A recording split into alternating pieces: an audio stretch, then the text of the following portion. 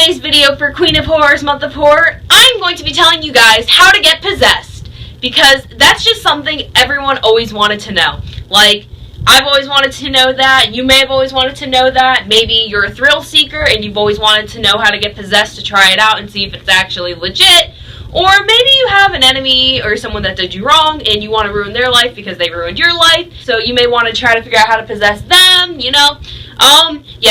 Please don't actually try to possess someone else. Like, I mean, if you do, I don't know what kind of legal trouble you can get in. You can probably get away with that. Like, that's better than murder and stuff, because I don't really know how you get charged with possessing someone.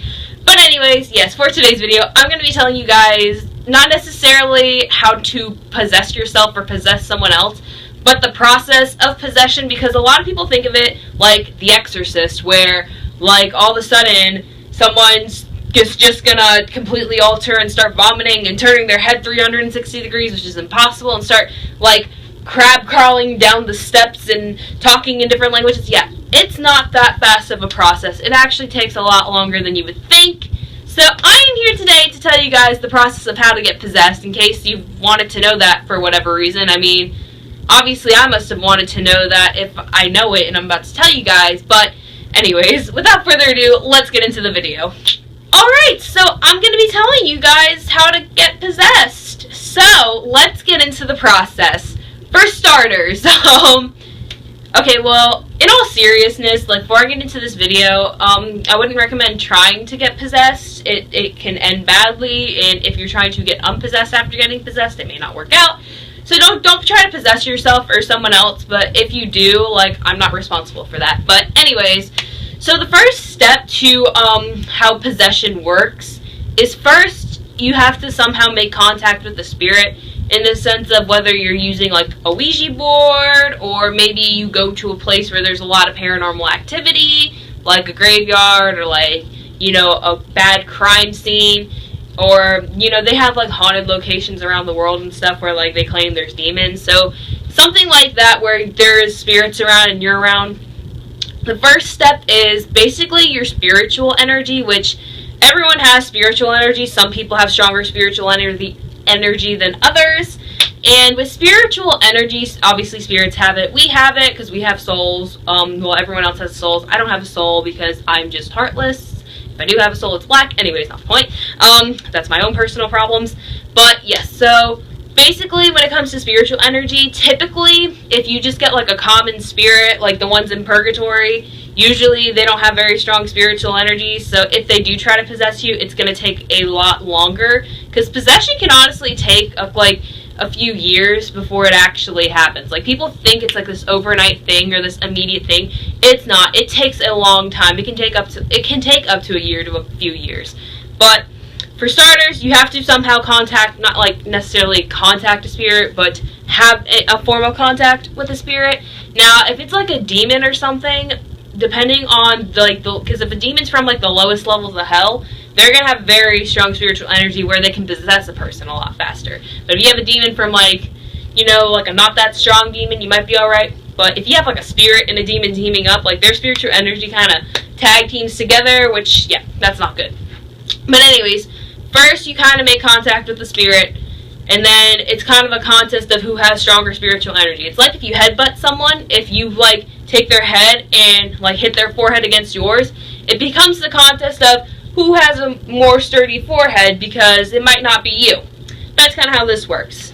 Now, usually what spirits will do is, like, before possession, there's this thing called attachment, which I've been saying a lot in my videos recently, and I feel like this is the best time for me to address what attachment is, because I feel like not a lot of people know what it is.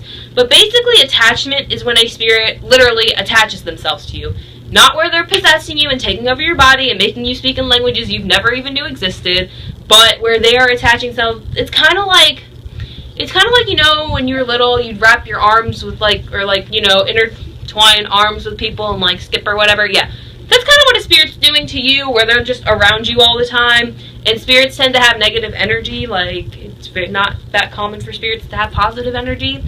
But yeah, so how a spirit does attach themselves to you is, first, you have to have some sort of a weakness. Spirits and demons always cling to weakness. whether it is a physical weakness, like for instance, if you have like a heart condition or maybe a lung condition, or like you have some sort of a disability or you're extremely ill, things like that, spirits physically will use to attach themselves to you because it's a weakness.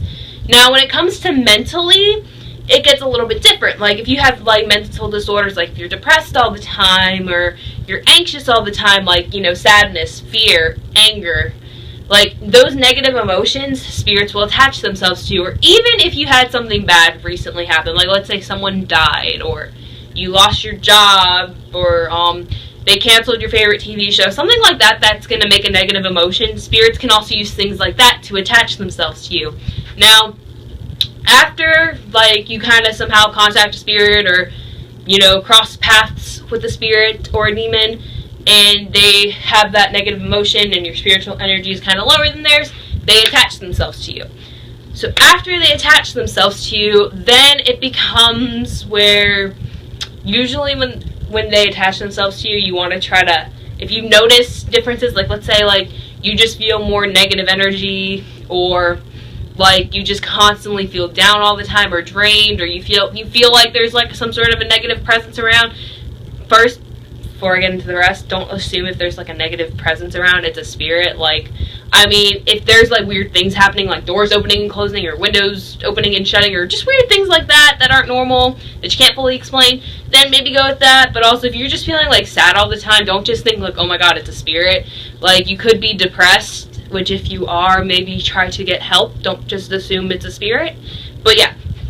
So, anyways, yeah, we're going to try to feed off of your negative energy and stuff. Once a spirit attaches themselves to you, they may try to do things to make you kind of get more negative energy, because negative energy to them is what they feed off of to get stronger. So after some time, like what spirits will try to do is they will find like the heart of where like your negative energy is coming from. So let's say again, if it's something physical, like if you have a heart condition, they will try to go to where that like weakness is, and they will form this like kind of, not like a defense system, but kind of like that's like their core base type of thing.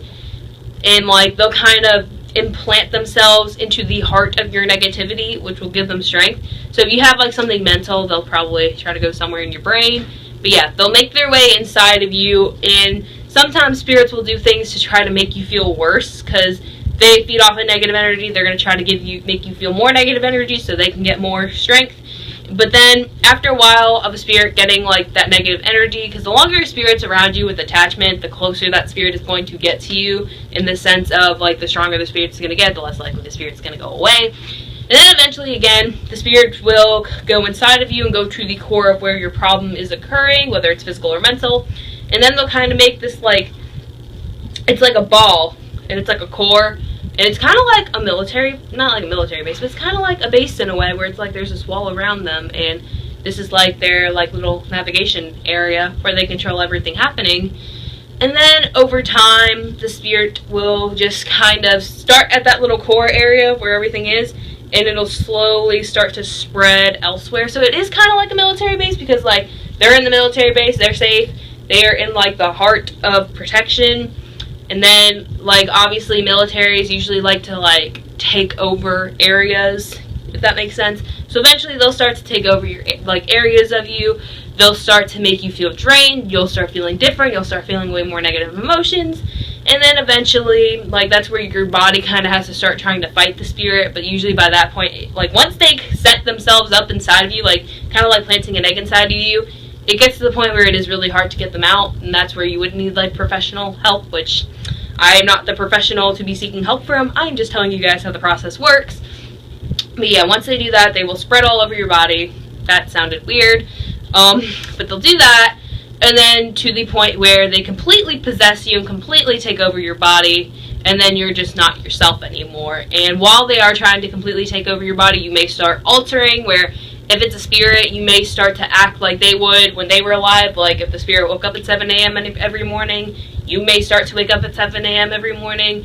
And yeah, eventually they will possess you. And then if someone cares enough or notices or realizes something's completely wrong, they'll get you professional help, hopefully.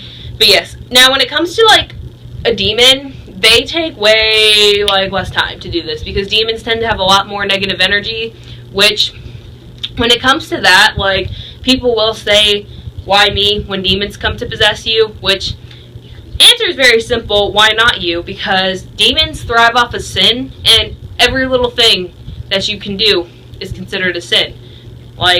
A lot of things that you may do that you don't think are sins are technically sins. Demons thrive off of sin, and the more you sin, the more likely they're going to possess you. Well, not more likely, I don't want to freak people out. It depends on, if you somehow cross paths with a demon, which isn't that likely, but you never know. And also, one other thing I want to quickly point out with spirits, obviously, if you haven't caught on already, yes, spirits can possess you. There is a difference between spirits and demons. Demons are, literally from hell. Spirits are people that were once alive that are now dead, and that are roaming the earth until they are decided whether to go to heaven or hell. That's more of a religious aspect of it. But yeah, spirits, however, they still have the ability to possess you. It just takes them a lot longer because they don't have all the strength that demons have. But yeah, that's pretty much it. I hope that somehow explained what possession is and how to get possessed. Now, if you guys want, I can maybe try to do a video on how to get unpossessed if you get possessed. That's all I have for today's video, so let me know what you guys think. If you want to see more paranormal videos, outside of Weeshi Talks, because that's been, the only paranormal videos I've done for a while. But if you guys want to see more paranormal videos like this that explain things like this, give this video a thumbs up or let me know in the comments down below. Also, subscribe, because I am making new videos every single day for the month of October, hence Queen of Horror's Month of Horror. And check out my Instagram at HorrorLover13, because that's where I'm posting my special effects every single day. Whether you need Halloween costume ideas, that's definitely a great place to go. And check out my website, queenofhorror.com, where I post everything horror, in case you're not getting enough horror on this channel. But hope you are getting enough horror on this channel, because that's what I'm supposed to do for this month. But yeah, that is it. So until next time, bye guys, and just remember, always say goodbye.